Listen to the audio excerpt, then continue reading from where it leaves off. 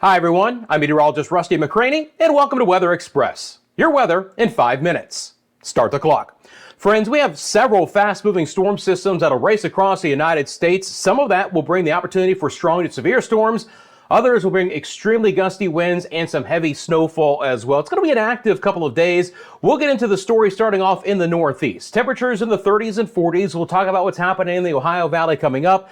Notice that we do have a little bit of snow moving in through the northern sides in the upstate New York area, Vermont and New Hampshire, but that's not the big story. The big story continues to be the wind. It seems like March is brought to you by wind across the country. Gusts today have been 40, 50, and even 60 miles an hour. Southern sides of Vermont, New Hampshire, central and western sides of Massachusetts. Boston has had wind gusts well over 50 miles an hour. Same thing for Providence, Rhode Island. Extremely gusty winds for Hartford, Connecticut, off of the Cape as well. Even Albany towards Utica, New York. Extremely gusty winds. It's a big story here over the next couple of days.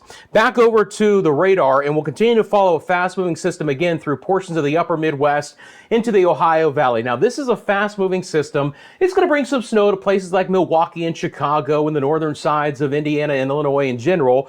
A little bit of rain actually back into the central sides of Ohio at the present time, but a little bit colder air will work its way in, and it'll turn over to some light snow. But again, the wind will be a big story with that because as the wind blows, we could have very reduced visibilities. You want some gorgeous weather today, friends? That's going to be in the southeast. Hardly a cloud in the sky in portions of Florida. A little bit of extra cloud coverage today, though, for the Tennessee Valley into the western sides of the Carolinas. It's kept temperatures there on the chillier side.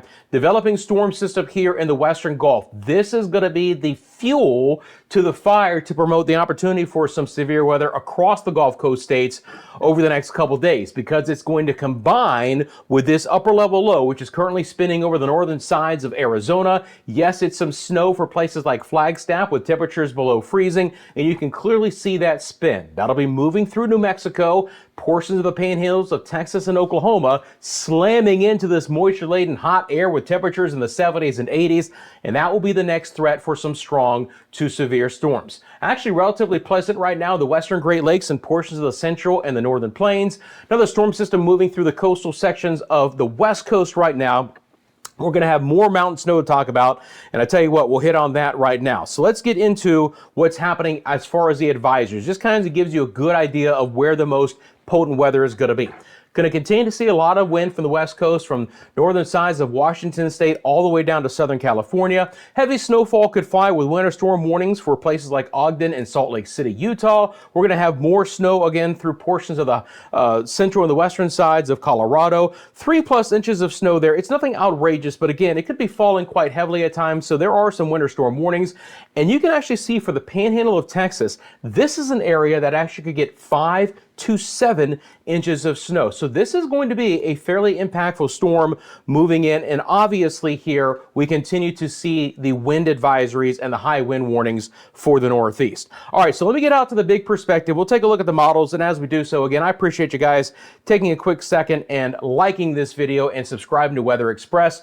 We'll start off here with this system moving through the Ohio Valley. Now again, fast moving system. I don't expect it to bring any ample snow or rain to any one location. It's going to be whipping across the Ohio Valley and then moving through portions of the Mid-Atlantic and the Northeast in rapid fire succession. So that one's not going to be a big one. This one is the problem maker, though. The area of low pressure coming out of Arizona, spinning up, clashing with the moisture-laden air in the western side of the Gulf, and then showers and storms, and some of that strong to severe will be likely from Oklahoma City, where it'll be warm enough, back through Louisiana, Arkansas, portions of Mississippi and Alabama, and even the northern sides of Florida in the coming days. So it's this area with the best chance for strong to severe storms. Now look, these systems aren't in as much phase as last week's storm, so the severe weather outbreak is not going to be as widespread, but still a marginal risk for severe storms the remainder of today for portions of Texas. Tomorrow, that extends from Dallas all the way through Shreveport, New Orleans, back down towards Pensacola, and then additional strong to severe storms for the southern sides of Georgia,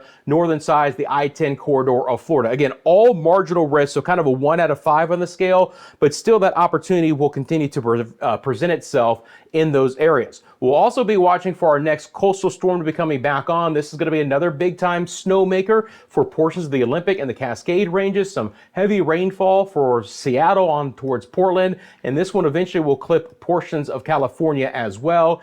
And you can see that snow will continue to fly. If I show you guys the temperature outlook over the next 6 to 10 days, you're going to see that it's going to stay cold out west. That's why it's going to stay snowy. Central and the eastern sides of the United States stay above average. So plenty of instability for those spring storms to snap off and bring us that active weather. Friends, as you can see from the clock, I'm out of time. I appreciate you guys taking a quick second and liking this video and considering subscribing to Weather Express. If you want these daily 5-minute forecasts across the country, not going to waste your time. Have a great rest of your day. And I'm back tomorrow with your latest 5-minute forecast.